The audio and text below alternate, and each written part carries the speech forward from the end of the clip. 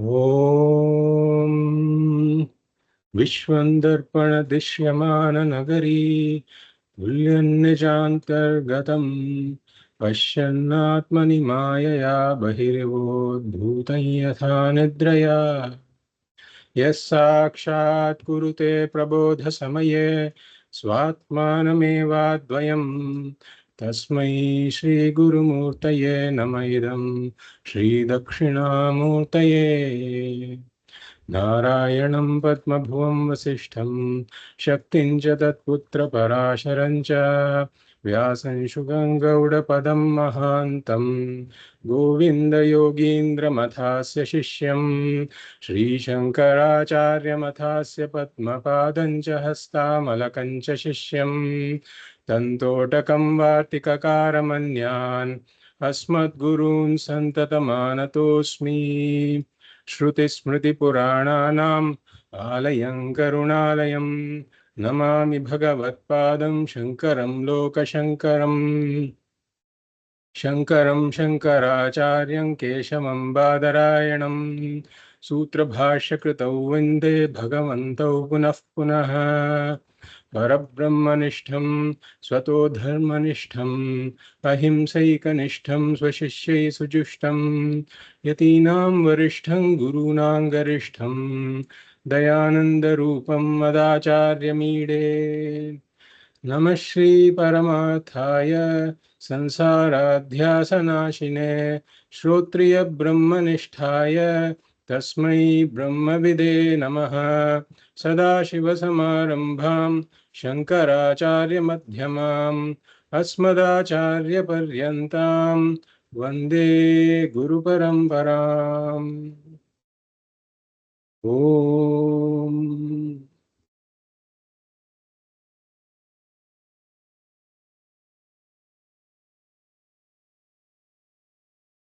I welcome you all to the third class of the Atma Bodha series. And we will start each class with the first shloka of Atma Bodha, taking it to be the Mangala shloka. Some people may raise a question that the first shloka is talking about the Anubandha Chatushtayam. Why do we take it as a Mangala shloka? And what we say is that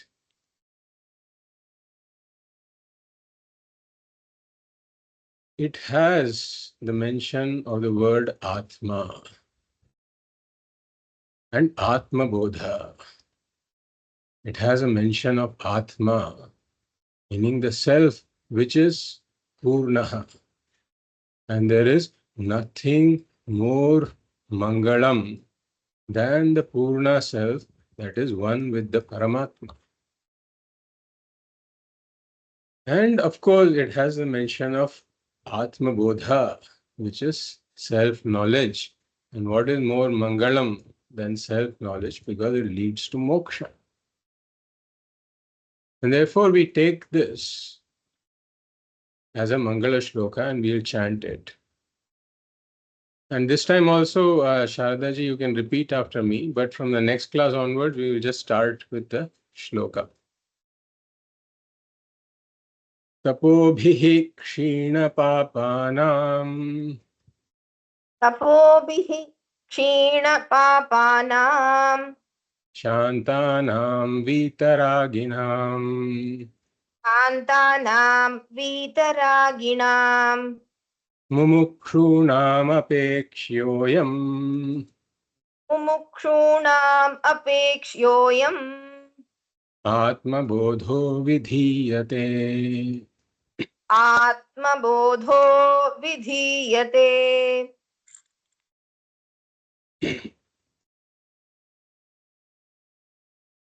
Well, we said that the first shloka presents the Anubandha Chatushtayam, a preface for the entire text.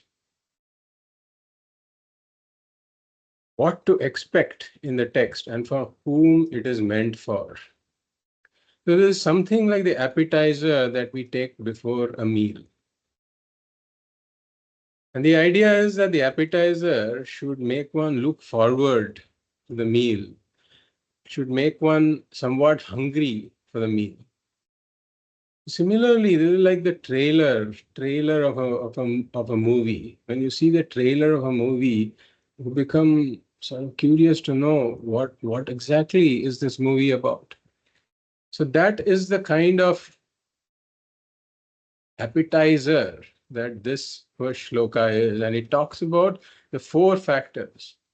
What is the prayojanam, the benefit? What is the subject matter, the vishayaha? Who is the candidate, the adhikāri? And what is the connection between the study of the subject matter and the prayojanam, the benefit that is talked about? So what is the prayojanam? Like we said, that every human being is stuck between what we call the rock and the hard place. The rock is his own conclusion that I am deficient, wanting, inadequate, I am apurna. And how does he try to gain this purnatvam, to gain fulfillment? By operating in the world. The world is the hard place because he can never become purna, no matter what he does. So he is in this endless struggle seeking for fulfillment. And what Vedanta comes in and says is that you have been too focused. You've been too focused on this. I want to become Purnaha. I want to become fulfilled. Assuming that you are unfulfilled, your conclusion is there that stands like a rock. Therefore, you're too focused on becoming Purnaha in this hard place that is the world. And in this process, you have forgotten to look at yourself. You have forgotten to examine who you are. Are you really Apurna?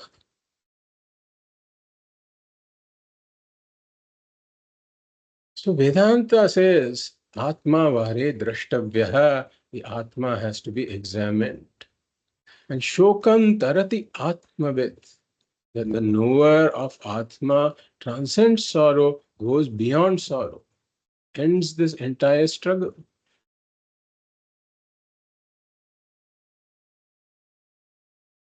So the problem is the ignorance of my own Purna nature. The solution is self-knowledge, Atma Bodha. And this self-knowledge is the avantara prayojanam or the intermediate prayojanam. This self-knowledge is not something that directly appeals to a human being. Therefore, what Vedanta says is through this self-knowledge, what you gain is this Purnatvam that you have been seeking all your life in this hard place that is the world. Trying to become Purnaha, you have been trying to become Purnaha. That same Purnatvam you gain through self-knowledge, through Atma Jnanam. So the Prayojanam is Atma Jnanam, but through that Atma Jnanam, the Mukhya Prayojanam you gain is the Purnatvam that you have been seeking for. Then the second point is the Vishayaha. So the Vishayaha here is clearly the Atma, the I, who am I, and how this I is Purna. Then the third topic is the adhikāri, who is the candidate. And this is what the shloka mentioned, tapobhihi kshina papanam shantanam vitaraginam mumukshunam. So the adhikāri is a mumukshu.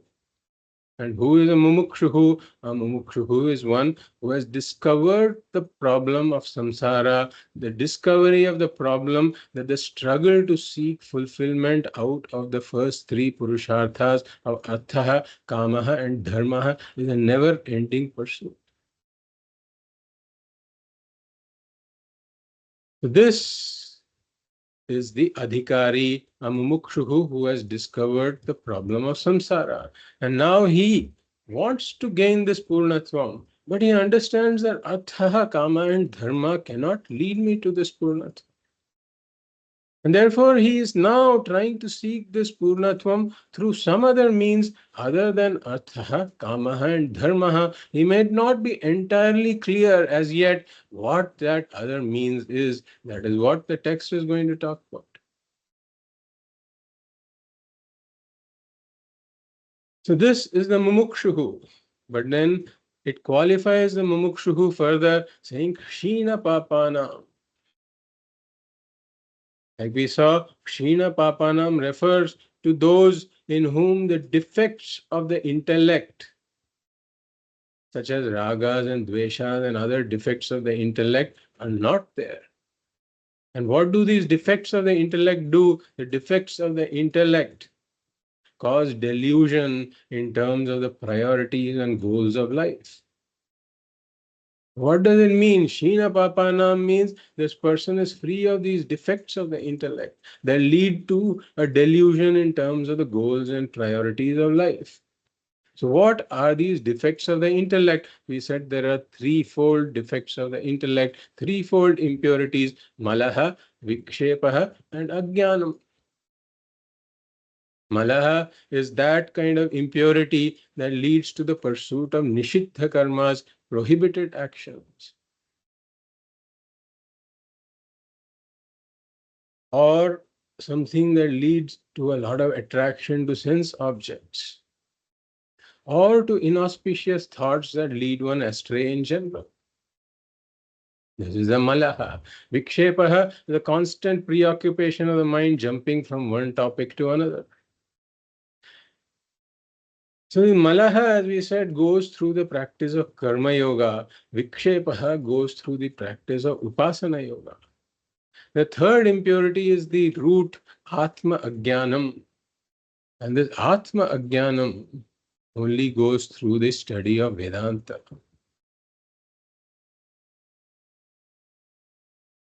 So now the Shina Papa is somebody in whom the two of these three defects are removed. So the Malaha and Vikshepaha are removed, and only this Ajnanam, this Avaranam is left behind. So such a person is an ideal candidate for the study of Vedanta. Earlier he was turbulently ignorant, now he is quietly ignorant. This is the Shina Papa. Mumukshuhu who Shina Papa. And Vitaraginam refers to somebody in whom the ragas and dveshas don't have a hold on the personality. These ragas and dveshas, intense likes and dislikes, make the world a subjective world. I say, I like this, I don't like this. And therefore, they make one dependent upon the world for one's own fulfillment. It is the opposite of vairagya. So these ragas and dveshas create a pressure in the mind. And how is this pressure released? By acting in the world, trying to arrange the world in accordance with my likes and dislikes.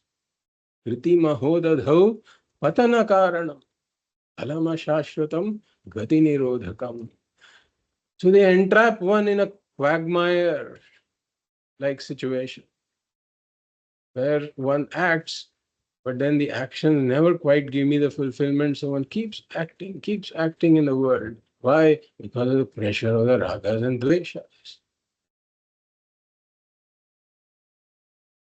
Therefore, these ragas and dveshas, as long as they are there, the teaching cannot work because it will be a highly restless mind, a disturbed mind. Therefore, the key is to convert these ragas and dveshas into preferences. If the object of my like is there, all right, well and good. If it is not there, all right.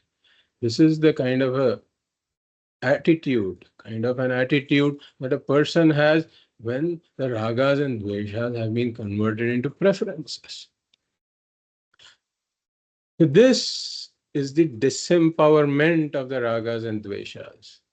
So such a person who has disempowered the ragas and dveshas, neutralized the ragas and dveshas, is a vitaragi.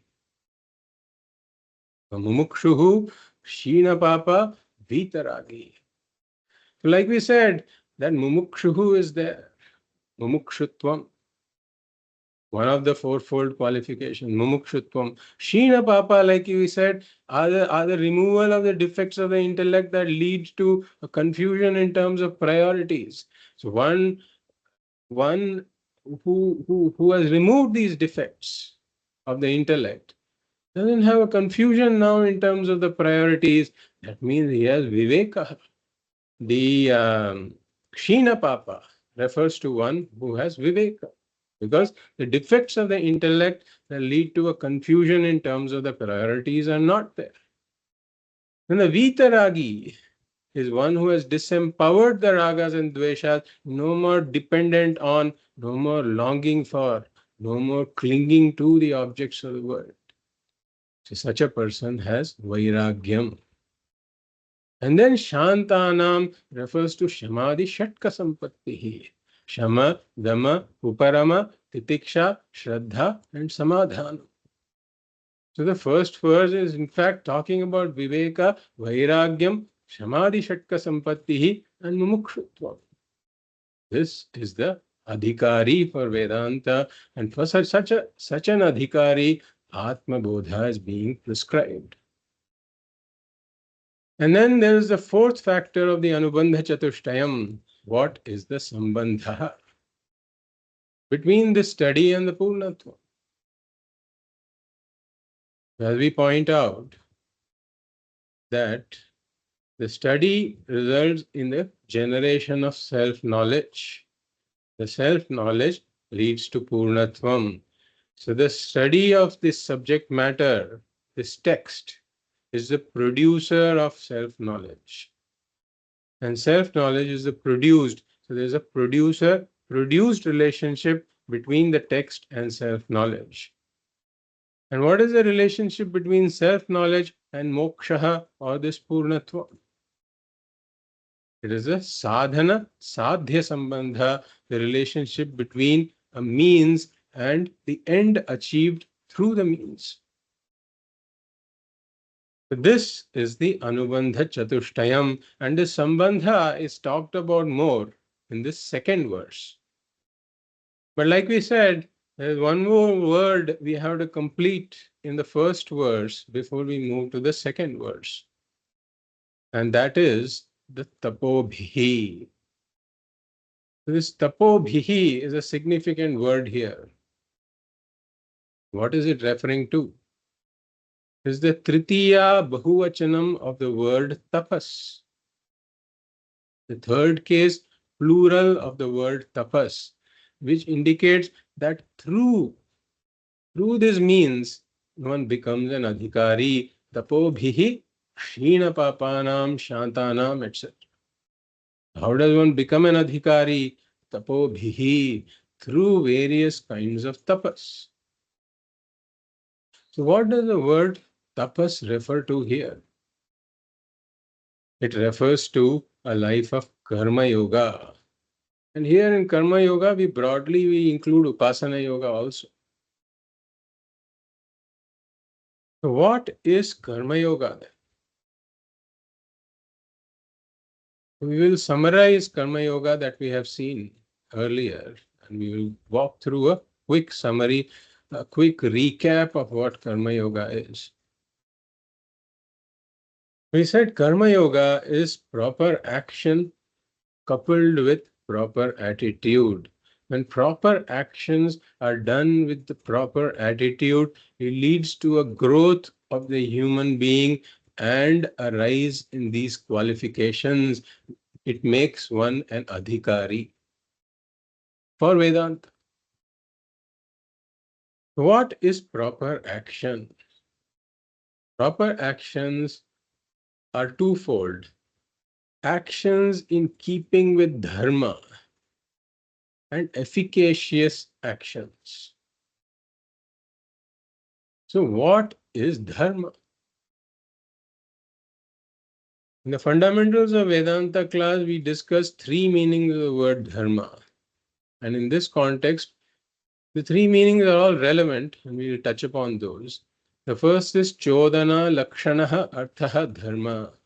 Dharma.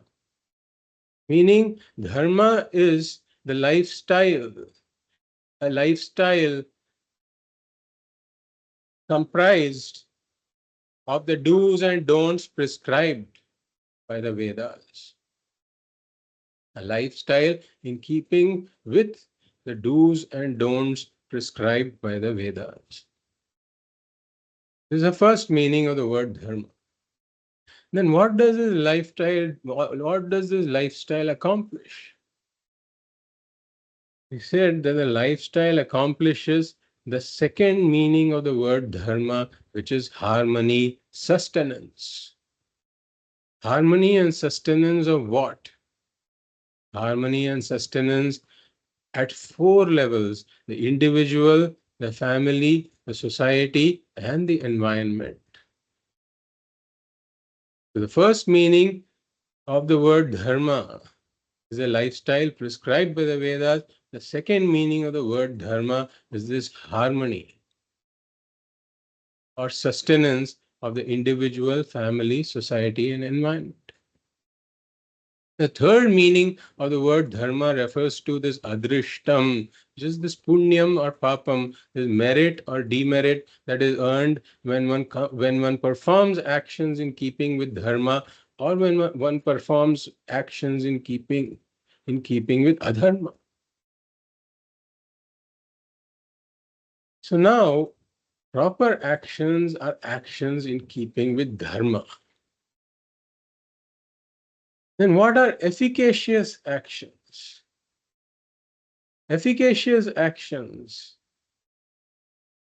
are those that lead to a greater spiritual benefit. So actions themselves can be classified into three categories: sattvika, rajasa, and tamasa. The sattvika actions are the most efficacious actions because they are not arising from the ragas and dveshas of the individual. But these are actions like yajna, dhanam, and tapaha that are prescribed by the Veda. Yajna refers to reverential offerings. Dhanam refers to all kinds of charity and other acts of kindness that one acts of compassion that one performs in the world. And tapaha refers to all kinds of austerities. So these are efficacious actions. And yajna comprises of the pancha mahayajna, like deva yajna, pitri yajna, brahma yajna, manushya yajna, bhuta yajna. Reverential offerings to the devatas, reverential offerings to our ancestors, reverential offerings to the rishis, reverential offerings to the fellow human beings, and reverential offerings to the beings around me and for the sake of the environment. These are the Pancha Mahayajnas. These bring out the contributor in this person, because these are not based out of the Rāga Dveṣas of the person. These are the most efficacious actions that contribute to one's spiritual growth. And the second type of actions are Rajasa karmas. Rajasa karmas are those that have their origination in the ragas and dveshas of the individual. They are made, they arise from the ragas and dveshas of the individual. And therefore, they make one a consumer in this world, not a contributor. And such actions, they don't have such a great potential for the upliftment of the person spiritually. They may uplift a person materially, but may not have that same kind of, will not have the same kind of impact as the sattvika karmas do in terms of the spiritual growth of the individual. And lastly, there are tamasa karmas, the tamasa karmas, and nishiddha karmas that have to be avoided altogether because they lead to a downfall of the human. Therefore, proper actions are actions in keeping with dharma. Such actions promote harmony at the level of individual, family, society, and the environment. And actions that are efficacious that lead to the spiritual growth of this person. Then what is proper attitude? Proper attitude is also twofold. Ishwararpana buddhihi and prasada buddhihi. Like we said, the Ishvara manifests in this form of this entire world in front of us. Everything here is manifest Ishvara. And so this principle of harmony that promotes the well-being of the world, due to which the world is sustained. Just like a body is sustained because of health. And the health is the harmony of the body, basically another name for harmony in the body. Similarly, this universe is sustained because there is a harmony, because of a harmony in the universe. If there is lack of harmony in the universe, then it will be difficult to sustain the universe. The universe is sustained by harmony, just like the body is sustained by health. Therefore, just as Ishvara is manifest in this form of this world, Ishvara also manifests in the form of the harmony that sustains the world. The harmony that sustains the entire universe is dharma. Therefore, Ishvara is manifest in the form of dharma. Therefore, actions that are in keeping with dharma become offerings. Such actions themselves become a form of worship to Ishvara, who is manifest in the form of dharma. So actions in keeping with dharma become a form of worship to Ishvara. They themselves become a form of offering to Ishvara. And with this attitude, these actions are done. This is Ishvararpana buddhi. And then there is prasada buddhi. When experiences come to me in life, the outcomes of my actions come to me in life, then I accept them humbly as prasada from Ishvara, exactly like in a temple where I accept whatever I get. It may be a tulasi leaf, or it may be a few drops of tirtham, or it may be some vibhuti, or one may get some sumptuous prasada. Whatever one gets, one accepts it graciously. One accepts it with humility, without complaint. So this kind of an attitude is prasada buddhi. That same attitude I bring to my life in general. All my experiences I accept with the attitude of prasada. And we say that this kind of a lifestyle leads to a dilution of the ragas and dveshas, leads to a neutralization of the ragas and dveshas. And how does that happen? Yeah, the time of performance of the actions, I go by what is dharma. I say that if whatever I do, I will do it. I will do it if it is in keeping with dharma, and I will not do it if it is not in keeping with dharma, irrespective of what my ragas and dveshas say. My ragas and dveshas may be impelling me to go in a particular direction, but I step back and I evaluate, is this dharma or adharma?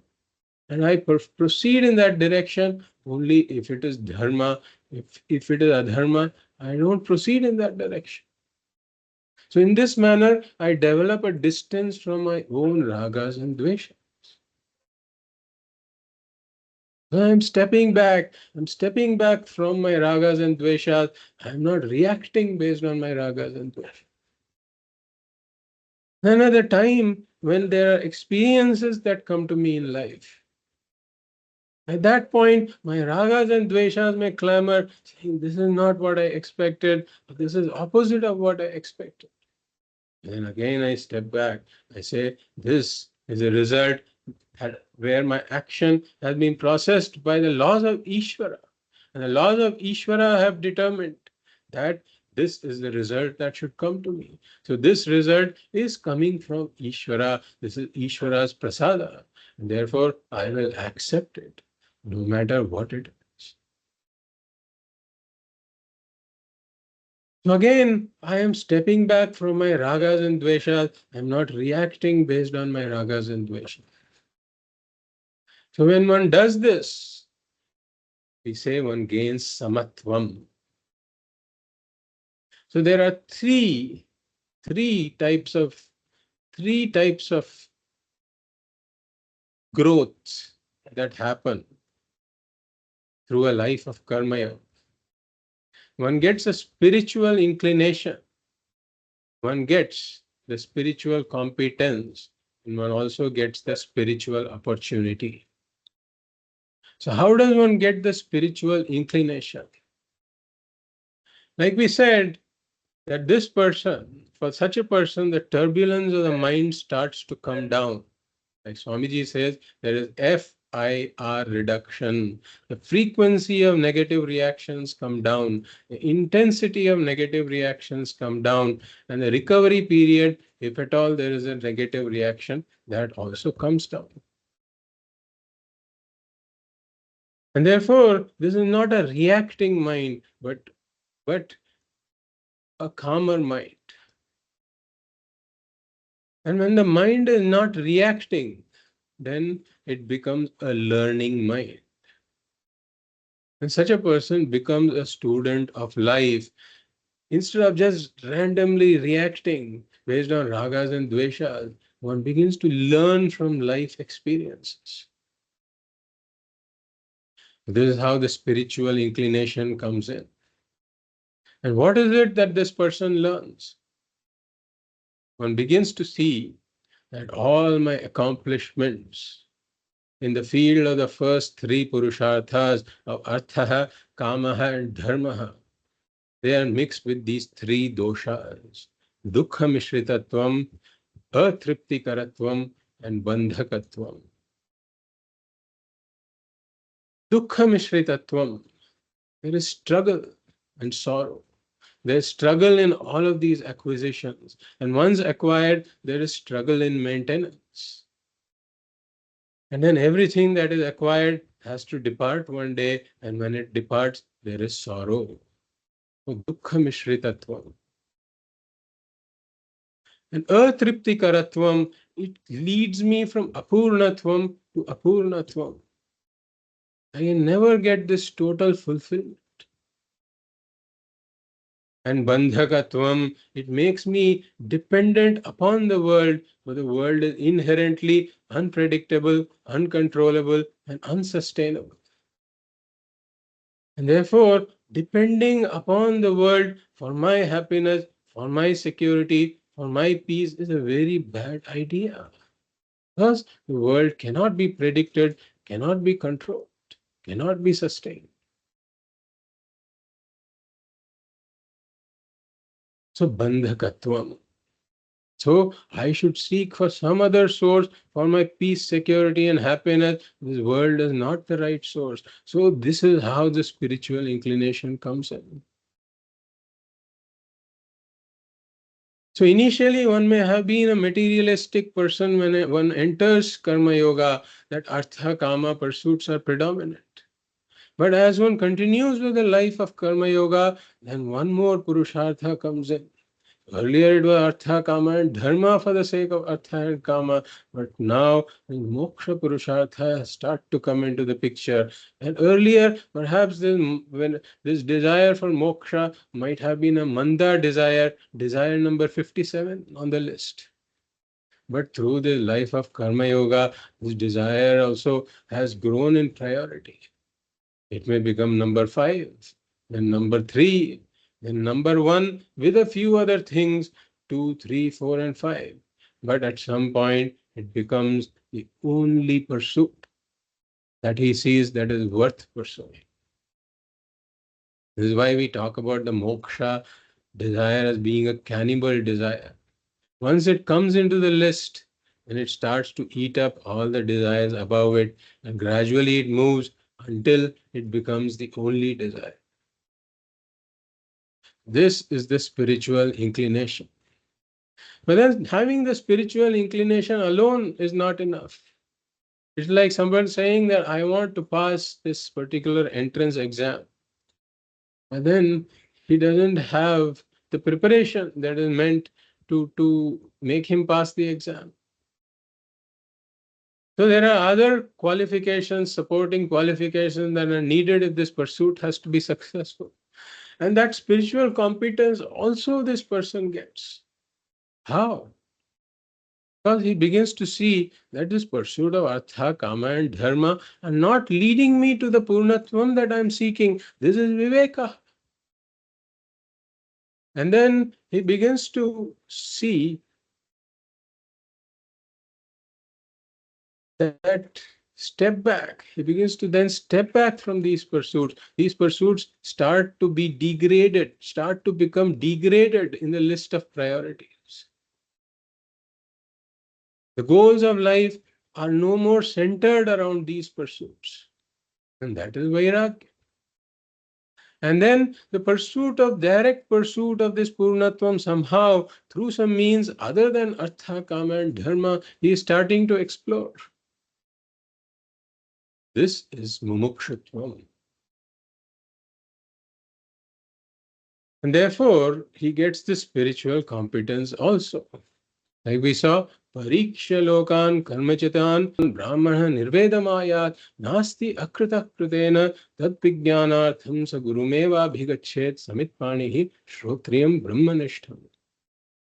So pariksha lokan karmachitan, having examined this world that is gained, these experiences that are gained through karma in the field of artha, kama, and dharma. He has examined these experiences. And then brahmana nirvedamayat, this wise person gains a certain dispassion. Nirvedamayat nasti akrita kritena. What I am seeking for, this purnatvam that I am seeking for, cannot be obtained kritena through these accomplishments. This kind of a realization is a turning point in one's life, an important turning point. Because this is where the adhikāri milestone comes in. So in his journey, he has reached this milestone where it says you are now an adhikāri. What should the adhikāri do? He needs to go to a guru. Tad vijnanartham sa gurumeva bhigacche. One needs a guru. One needs to understand what this is all about. Therefore, this gives him the spiritual opportunity also. So spiritual competence, spiritual inclination, spiritual competence, and spiritual opportunity. How? Here's where the third meaning of dharma comes in. The punya, these efficacious actions this person has done lead to the spiritual punya. These efficacious actions are basically nishkama karmas that don't originate from the ragas and dveshas. They are the ones that are not done for this consumer, but done out of contribution. These karmas lead to a special punya, and this special punya fructifies in the form of conducive situations in the spiritual journey. Therefore, they help him find a guru. And then they also help him enter the study of Vedanta, Shravanam, Mananam, Nididhyasanam, the removal of obstacles in this study. All of that is accomplished by this spiritual opportunity that comes. So through tapobhihi, through the life of karma yoga, one becomes an adhikāri, and for such an adhikāri, Atma Bodha vidhiyate.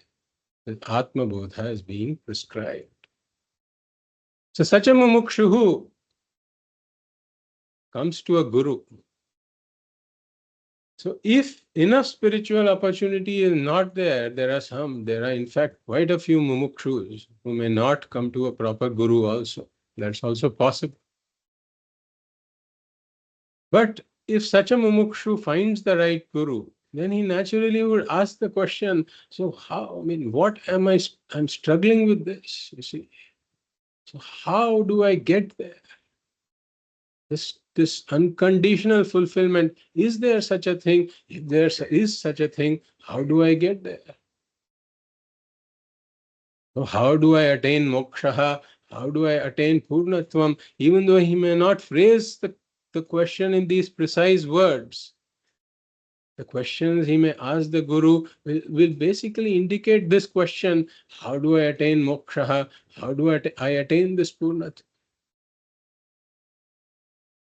This is answered in the second verse, which we will enter now.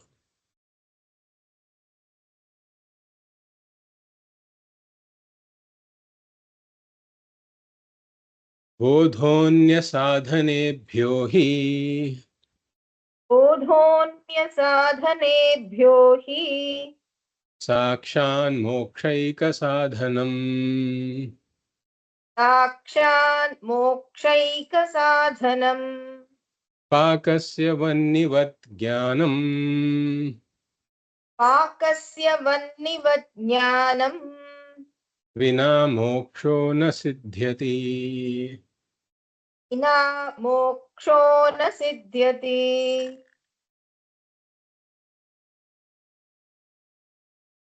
So how do I attain moksha? How do I attain this purnatvam I am seeking? This is the question the student puts to the guru. Therefore, the text takes up this question and straight away says, Jnanam vina moksho na siddhyati. This is the second line. We look at the second line. It says, Pakasya vannivat. Then Jnanam vina moksho na siddhyati. Without knowledge, moksha is not possible. So all this was not very explicitly said in Tattva Bodha anywhere. Tattva Bodha just started off with, for the sake of the mumukshus, mumukshunam hitāthāya Tattva Bodho vidhīyate. So it just said mumukshus, etc. It did not talk about how the mumukshu became a mumukshu, etc. And we had to fill all those gaps. And it did not even talk about the means for moksha explicitly in the beginning. But here Bhagavatpāda Shankaracharya just makes it clear in black and white. Let there be no question, let there be no doubt about this. Jnanam vina moksho na siddhyati. Why is this so? Why do we say this? Because there are two types of accomplishments. One type of accomplishment, which is the normal kind that we are used to, is accomplishing the unaccomplished, accomplishing the not accomplished, or it's called apraptasya praptihi, apraptasya praptihi. So when we need to find or gain something that I don't have, then it's called apraptasya praptihi. That means I have to do something to gain it. For example, if I have a ring that I have lost somewhere, then I have to do something to gain it. I have to go to the lost and found department in the building where I lost it and tell them that I have lost such and such a thing. And then I search for it in my room, or I search for it in the house. I do a lot of things. And that is valid, should be done. So similarly, all these accomplishments of artha, kama, and dharma fall into this apraptasya praptihi. One doesn't have some wealth, and wealth is required for living, and therefore one has to earn it. One has to do something to get it. Or there are sense pleasures. One doesn't have the sense pleasures. Therefore, in order to gain the sense pleasures, one has to do something. One has to acquire those pleasures. Apraptasya praptihi. I have to do something to get it. Or even punya. I don't have the punya. And therefore, the Vedas talk about means to gain the punya. I have to do something in order to gain the punya. Apraptasya praptihi. Accomplishing the unaccomplished. But then there is a second type of accomplishment called praptasya praptihi, or accomplishing the accomplished. So the necklace is already on the lady's neck. But out of ignorance, she thinks that the necklace is lost. So in this kind of a situation, what is desired to be accomplished is actually already accomplished. But it is taken as being unaccomplished due to ignorance. So in this case, the seeker is the sought. What I am seeking, I already am. The lady with the necklace is seeking to become the lady with the necklace, but she is already the lady with the necklace.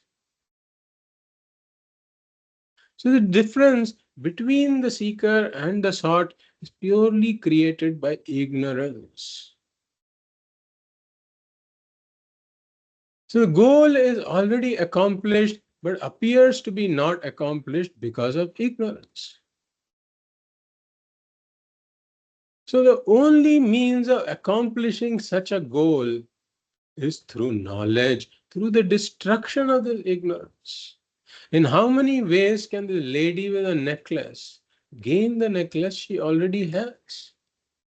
In how many ways? Whatever she does, assuming the necklace is lost, it will only take her away from the solution. The necklace is lost, let me look for it under the bed. Necklace is lost, let me look for it in the kitchen. Necklace is lost, let me look for it in the bathroom. Necklace is lost, let me call my son. All of these kinds of actions, they are never going to lead her to the necklace, because the necklace is right on her neck. So commitment to such actions is only an amplification of the ignorance. It's a magnification of the ignorance. And it will only reinforce her ignorance. She's repeatedly saying necklace is lost, necklace is lost. That's all just reinforcing her ignorance. So only the knowledge, then the necklace I have been seeking is already on my neck. Only such the knowledge brings an end to her struggle, brings an end to the seeking. To accomplish the goal. See, all her seeking is to accomplish the goal. So only such knowledge ends her seeking to accomplish the goal, because she sees it's already accomplished. I don't need to seek it.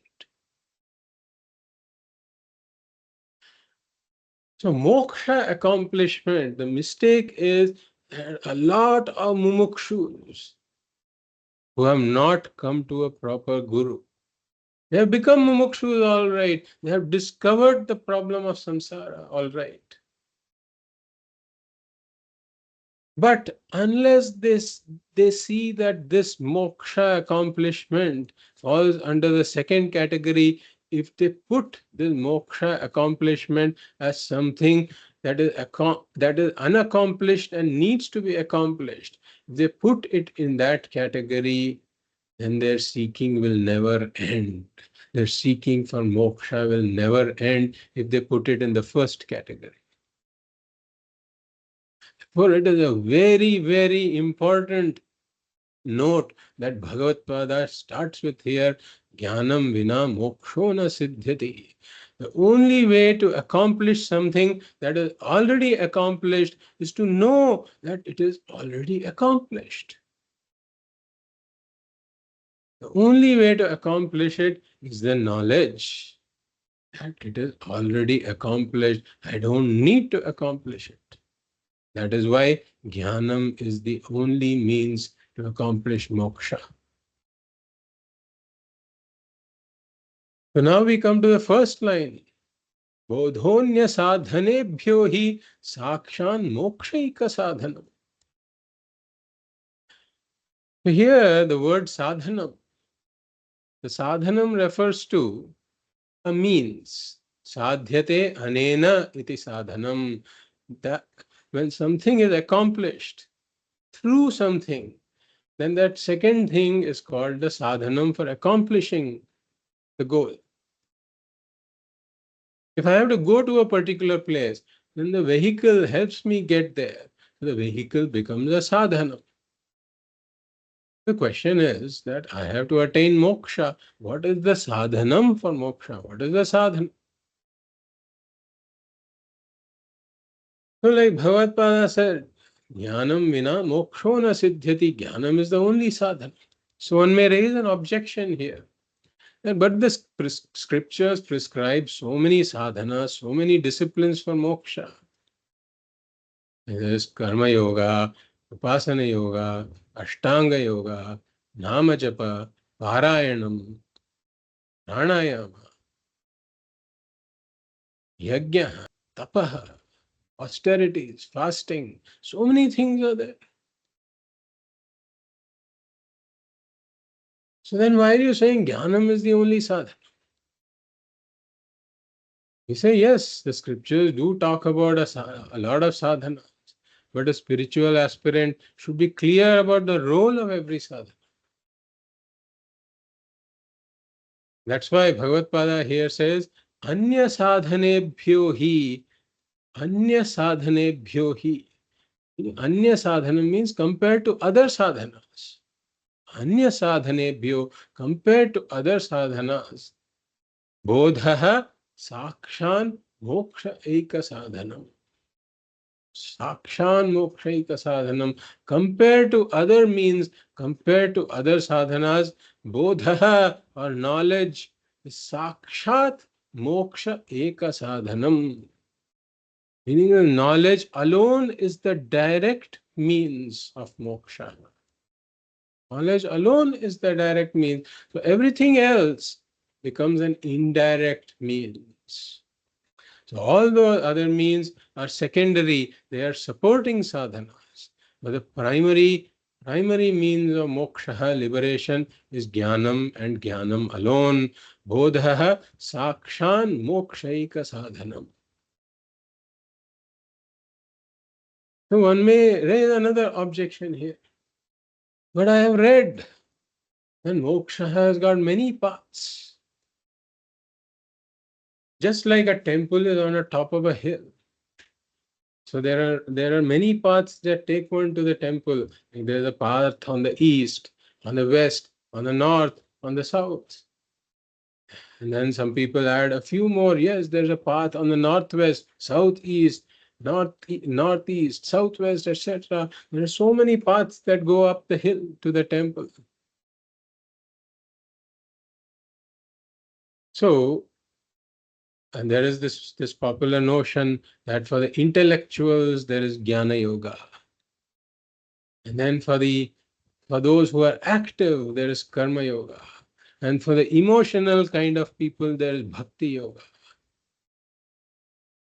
and then for those who are very physical, for them there is ashtanga yoga or raja yoga. Here Shankaracharya Bhagavatpāda makes it very clear, nothing doing. Jnanam vina moksho na siddhyati anya sadhanebhyo hi moksha bodha sakshan mokshaika sadhana.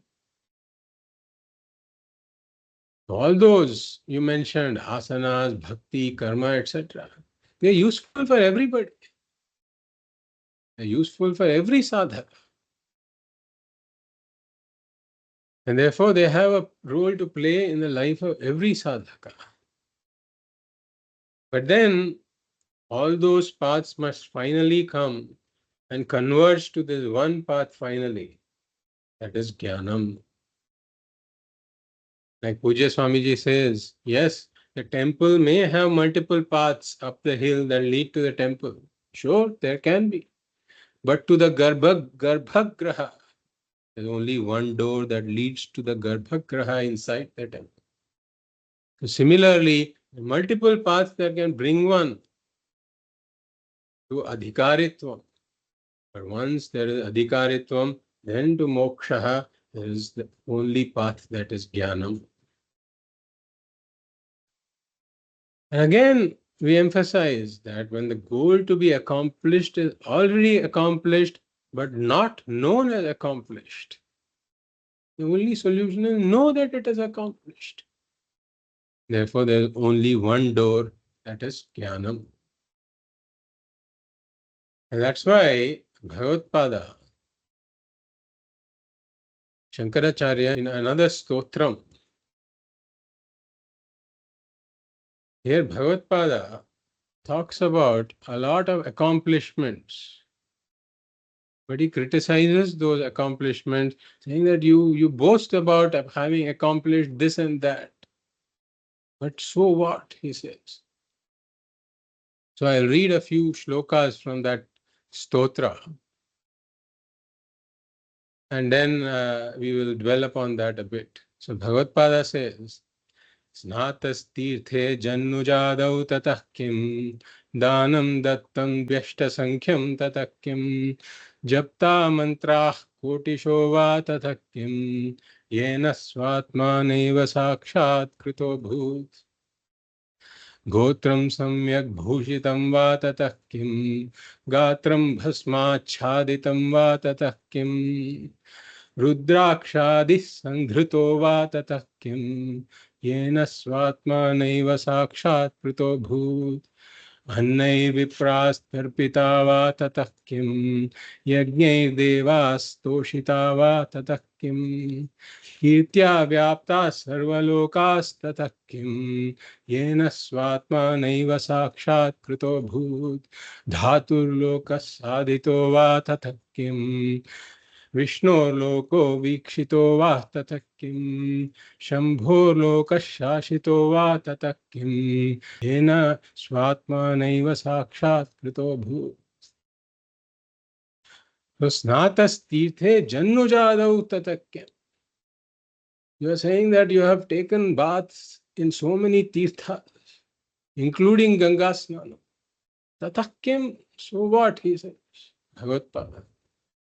Dhanam dattam, dveshta sankhyam tatah kim. You have done these 16 kinds of great danas. Tatah kim? So what? Japta mantrah kotisho va tatah kim. You have done mantra japa for crores of times. So what?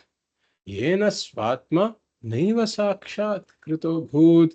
By this person who has done all this, if the Atma Sakshatkara, meaning this Atma Jnanam, has not arisen in this person, if he has not gained the Atma Jnanam, if he doesn't know the answer to the basic question, who am I? If he has accomplished all this, so what? Bhagavatpāda says. And Gotram Samyak Bhushitam Va Tatah Kim. You have adorned your entire family with ornaments. Gatram Samyak, Gatram Bhasma Chaditam Va Tatah Kim. You have applied ashes all across, all over your body. Is smeared with ashes. Rudrakshadi Sandhrito Va Tatah Kim. You have worn these 5 Rudraksha malas to adorn your neck. Yena swatma naiva sakshat krito bhut. This person doesn't basically know who am I. He doesn't know, he doesn't have this Atma Jnana. So what? All these accomplishments don't matter, he says. Annair vipras tarpitava tatakim. Through Annadanam, you have satisfied a lot of learned Brahmanas. He is boasting about Yajñai devas toshitava tatakyam. Through hundreds of yajñas, he has pleased various devatas. Kirtya vyapta sarvalokas tatakyam. His fame has spread to all these lokas.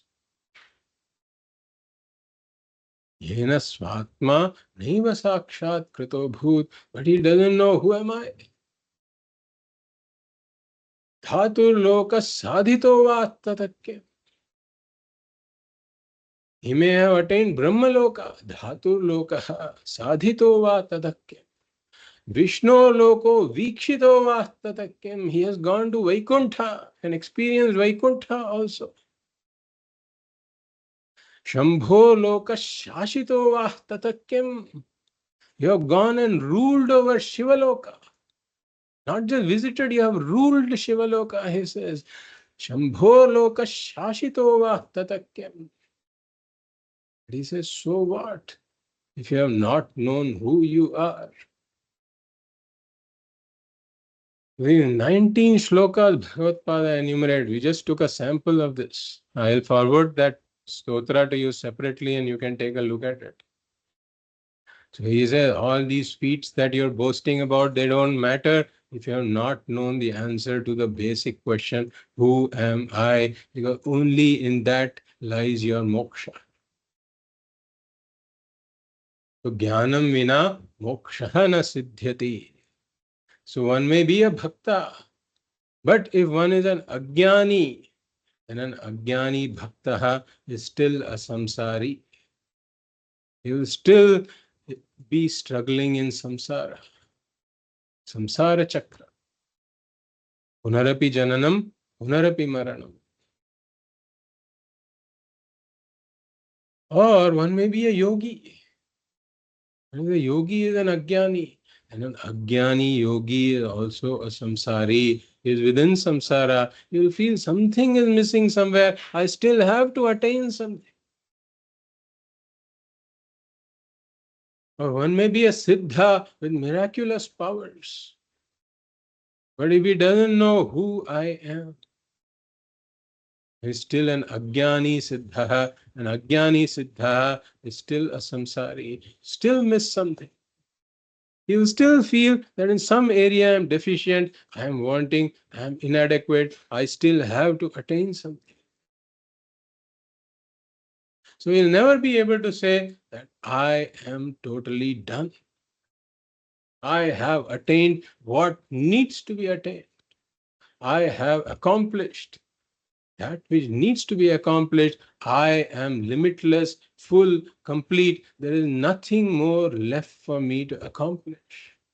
None of them can say that unless they have known who I am.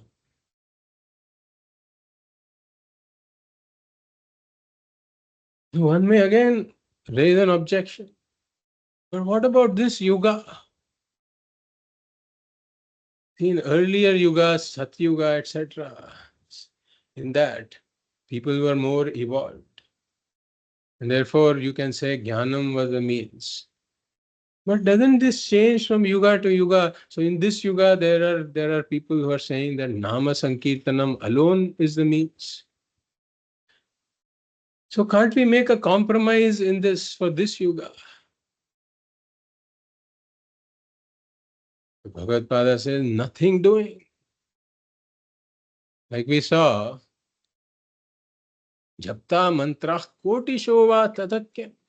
You might have done this mantra japa aloud crores of times. You have uttered the names of the Lord. But no. Even this yuga, this basic law doesn't change. It's based on a law. That ignorance goes only with knowledge. That will come in the next verse. So we cannot compromise on this. Because what you are seeking to accomplish is already accomplished, but you don't know it is accomplished. So now one may say that is this just Bhagavatpāda Shankaracharya's view? Is he just stating his view? He say no. This is what the view of the Upanishads also is. Upanishads say this in no uncertain terms. Vedas say this in no uncertain terms. Like the Shvetashvatara Upanishad says, Yada charmavad akasham veshtayishyanti manavaha tada devam abhigyaya dukkasyanto bhavishyati. So Upanishad says, I can compromise this only under one condition. You are asking for a compromise. I'm willing to compromise. I'll give you one condition in which I'm willing to compromise this. If you can find me a human being, or if human beings can roll up the space, roll up the sky like a carpet and give it to me. Under that condition, if you can accomplish this feat, then I am willing to say that without jnanam, moksha can be accomplished. Devam abhigyaya dukkhasyanto bhavishyati. The end of dukkhasyantaha bhavishyati. Devam abhigyaya, without knowing this Atma. This can be allowed only if you accomplish this feat. Rolling up the sky like a carpet. Upanishad knows it's impossible. It's just a cheeky statement made by the Upanishad. So, jnanam vina moksha na siddhyate. And like we said, that Atma Bodha provides an example for every important idea. So this is where the second line comes in. It says, Pakasya vannivat. Pakasya vannivat. So like cooking cannot be accomplished without fire. Similarly, says Atma Bodha. So for cooking, we require several things. We require a vessel. So the vessel cannot cook. We require water. But again, this water cannot cook. We require a stove. But the stove cannot cook. We require the gas cylinder. The gas cylinder cannot cook. We require the gas. But the gas also cannot cook. The gas cooks only when it is converted to fire. So, pakasya vannivat, exactly like it is the fire alone that accomplishes the cooking.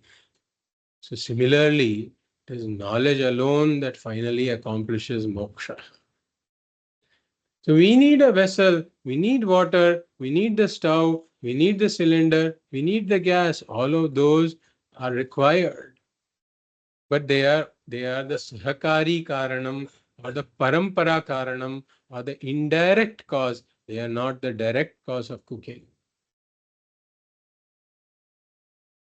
So Swamiji tells one interesting story in this regard, that there was a girl, probably 15, 16 or something like that, and she had never cooked before. So the mother had to go out that day. So she tells this girl that I'm going to go out, and for the time being, you take on this job of cooking today. And I'll teach you how to do it. So she explains that you take the cooker and you place some water in it. Then you take another vessel and then you put 1 cup of rice in it. And then you add water. Be careful. You have to add water in this 1:3 ratio. You add water. And then you keep this vessel inside the cooker and then keep the cooker on the stove. And then you turn on the stove, and she explains all of this. She explains it in words. And then she says, just make sure you've done everything, and then we will come back and we will eat. And then the lady departs. So now she comes back at noon she's hungry, so she wants to eat now. And then she sees that the cooker is kept on the stove and everything. So she's happy that this girl has done some cooking. So now she comes home, she goes there, and then she removes the weight and opens the vessel and looks inside, and she sees that all of this, the rice and water and all, but the rice is there, just the plain rice is there. It hasn't been cooked at all. So she calls this girl and starts screaming, "What have you done?" And then this girl said, yo, I forgot to turn on the gas, turn on the stove. So she did everything, but the fire was missing. So the cooking did not happen. So jnanam vina moksha na siddhyati. So what this girl did, Swamiji points out exactly what is happening to millions and millions of sadhakas. They're doing everything. And this girl did everything precisely, took the cooker, put the water in the cooker, put the vessel, 1:3 ratio water. She did everything, put the weight also. Forgot to do that which finally does the cooking. So there are a lot of practitioners, a lot of people who say, yes, I want to get there. I want moksha. I want this fulfillment. So they are doing all the practices. Puja, dhyanam, japa, everything is there.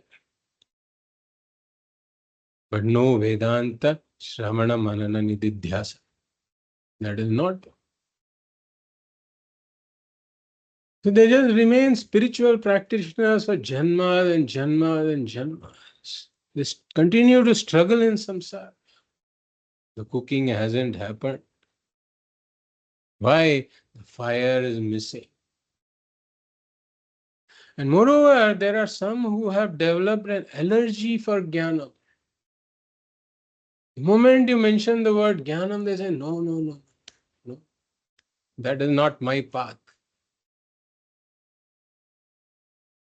That is not something I want. They have a certain allergy for jnanam. They think that jnanam is somehow going to be opposed to their bhakti. Or some say that it is just academic scholarship. What are you going to gain by studying all this? No, this is all just intellectual knowledge. This jnanam, no, I don't want it. So all of these people are like this girl who did everything and they've just kept the cooker without the fire. So to know that there's a chicken and egg problem here also. That to know the study is necessary, one needs some study. Because only when one comes to the study and one starts to see the benefits of the study and what Vedanta is saying and why it is saying, only then one also realizes the importance of the study. But they never come to this study and therefore they don't even know the importance of the study. For example, right here, Atma Bodha, Bhagavatpāda Shankaracharya is telling us in no uncertain terms that Dhyanam vina moksha na siddhyati. So we are fortunate, we are studying this, so we know about this. Now imagine the plight of all those people who have not come to this point. They don't know about this fundamental principle and why it is a fundamental principle.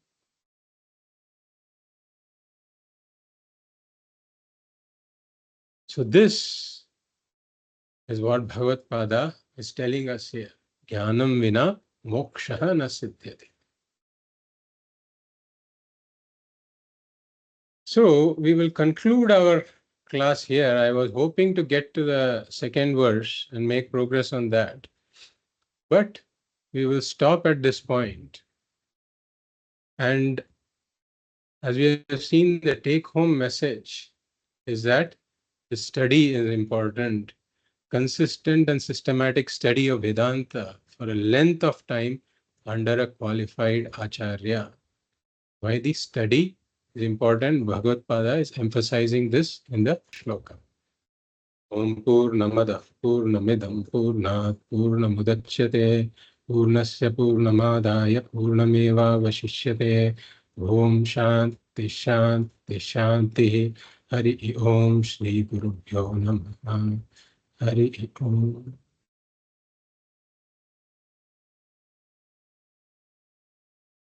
Yes, Vishwanathanji. Namaskar, Satyanji. One small clarification. Yes, Maybe my understanding or misunderstanding, you can correct, please. Um, sure.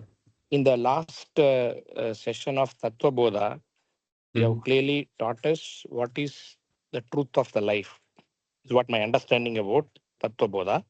Mhm. And this session, Atma Bodha, is making us to realize this truth. Am I right, sir? This is the correlation between Tattva Bodha and Atma Bodha. There's difference between these two.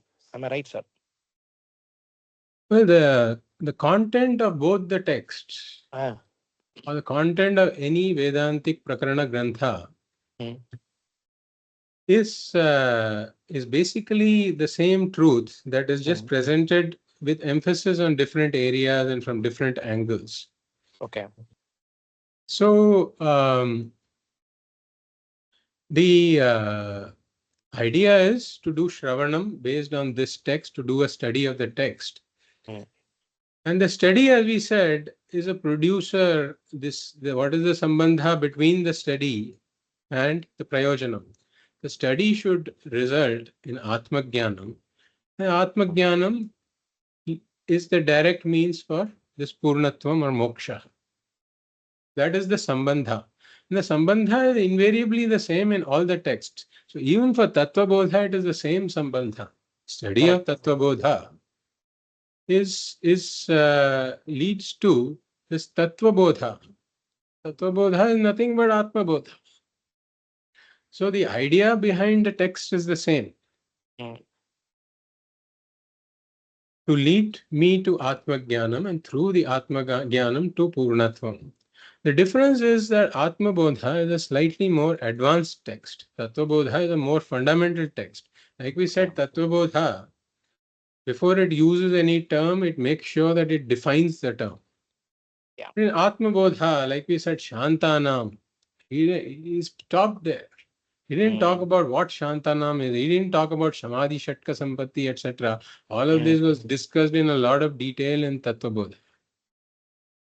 Or he said Vitaraginam, he didn't talk about Vairagyam, what Vairagyam is. Or Mumukshunam, he didn't talk about who the Mumukshu is. So Moksho me Bhuyaditi Ichha, all of this was there in Tattva Bodha. So there is just that kind of a difference. And we will Okay. find that invariably every Vedantic Prakarana Grantha will be like this. Okay. That the underlying truth that is dwelt upon is the same, is dwelt upon with emphasis on different areas through different angles, and that's all. Okay.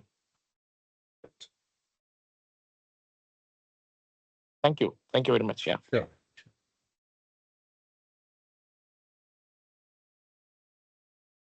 Any other questions? So there is just one more point that I wanted to talk about. So starting from the next class, we will say the Mangala Shloka, which is the first shloka. We will take it as a Mangala Shloka and say that in the beginning. Just one point about the pronunciation there. So if we see Tapo Bhihi Shina Papanam.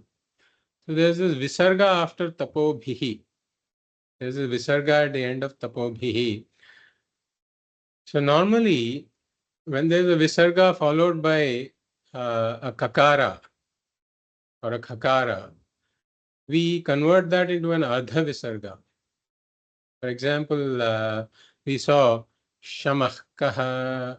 We can say it is legal to say Shamah Kaha, but we typically take the shortcut. We say Shamah Kaha, Damah Kaha, etc. So that becomes an Ardha Visarga in those cases. But there's a special rule that if the Kakara is followed by Sakara, Shakara, etc. Right? Then it has to compulsorily be a full visarga. So tapo bhihi kshina papanam. It's a shakara here, which is a conjunct sanyukta akshara that indicates a kakara and a shakara. So when the kakara is followed by the shakara, that is, it becomes a ksha. Then whenever there's a visarga followed by a ksha, It is a full visarga. So we say tapobhihi kshina papanam. So when we say this, the next class onwards, we will make sure we do it this way. Hari. Hari Om. Hari Om. Hari. Namaskar. Hari Om. Hari Om. Hari. Thank you. Hari Om.